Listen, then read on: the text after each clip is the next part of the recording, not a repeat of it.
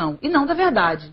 Então, como eu sei que eu nunca vou saber o que o tempo é, tenho clareza que a vida é muito superior a mim, mesmo sem ter noção científica do infinito e das galáxias, que parece que são infinitas, mesmo sem clareza disso, eles tinham clareza de que a relação do homem com o mundo era uma relação de submissão.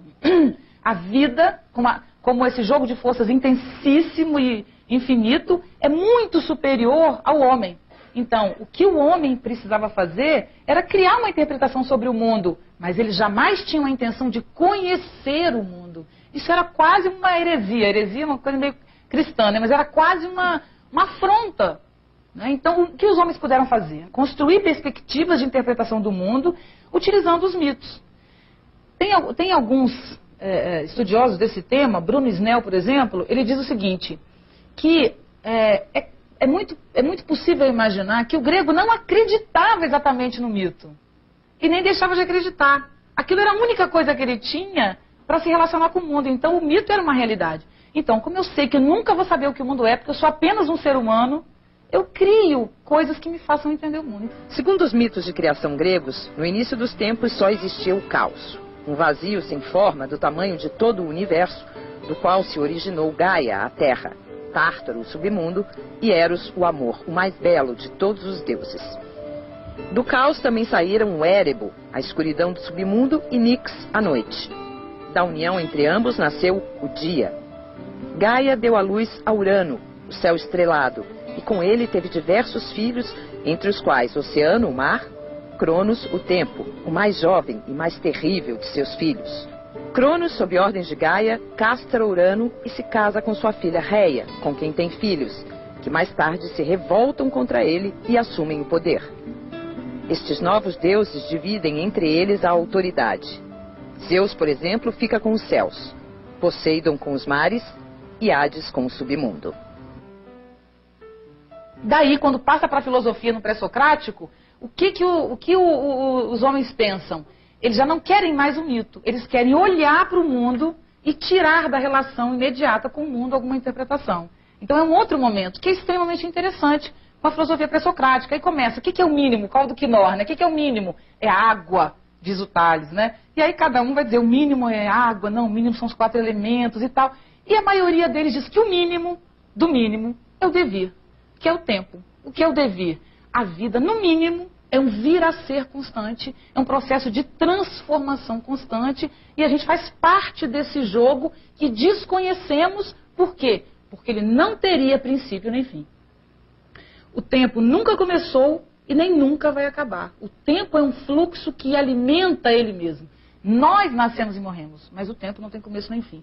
Por que eles pensam isso? Porque a mitologia grega não tem um deus originário. A vida na mitologia grega sempre existiu. Ninguém criou o mundo na Grécia Arcaica, não tem um criador. Então, como na religião grega, que é mitológica, não existe um princípio originário para o mundo, também não existe verdade. O Nietzsche, ao invés de pensar como todo mundo em sua época, que é, quem tem a verdade? O Spinoza, o espinosismo, o cartesianismo, ou quem tem a verdade? Ele olha e fala assim, ele olha de longe, que é uma coisa artística do Nietzsche, interessantíssima, porque ele é um pensador poeta, um pensador cheio de metáforas e de imagens. O Nietzsche, ele dá aquela afastada, o Nietzsche, ao invés de pegar a história da filosofia no interior dela, que a história da filosofia, a história do conhecimento é um revezamento, né? Então eu corro, cheguei aqui. Ou eu vou pegar o bastão do último filósofo, ou eu vou dizer, esse filósofo chegou aqui, mas não fez nada. Eu vou pegar o outro, mas eu tenho que pegar alguém. Eu não posso simplesmente pensar. Eu tenho que me referenciar necessariamente no pensador contemporâneo. Isso é impressionante, porque você vai levar adiante esses valores morais que foram criados lá atrás. O Nietzsche é o primeiro a ter essa mudança de lugar e de perspectiva. Ele dá um passo atrás e, ao invés de perguntar, isso é falso ou verdadeiro? Isso é verdade ou erro? Ele pergunta divinamente, para que e por que a verdade? Isso é a grande questão.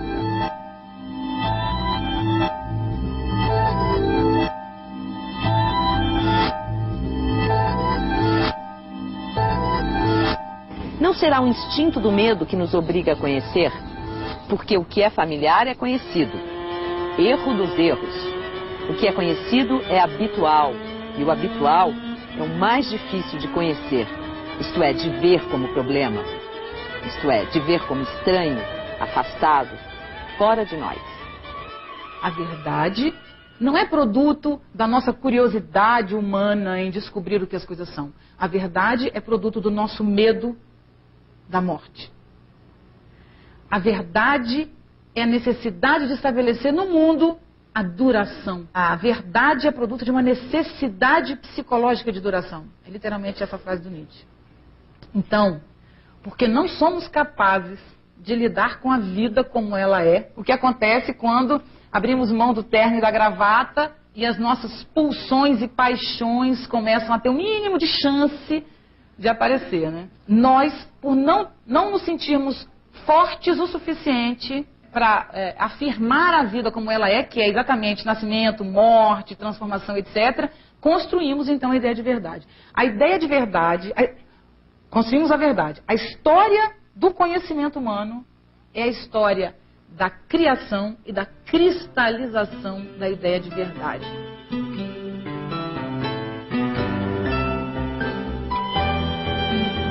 Este medo que desenvolvemos da realidade desabou sobre as nossas cabeças sob a forma do niilismo.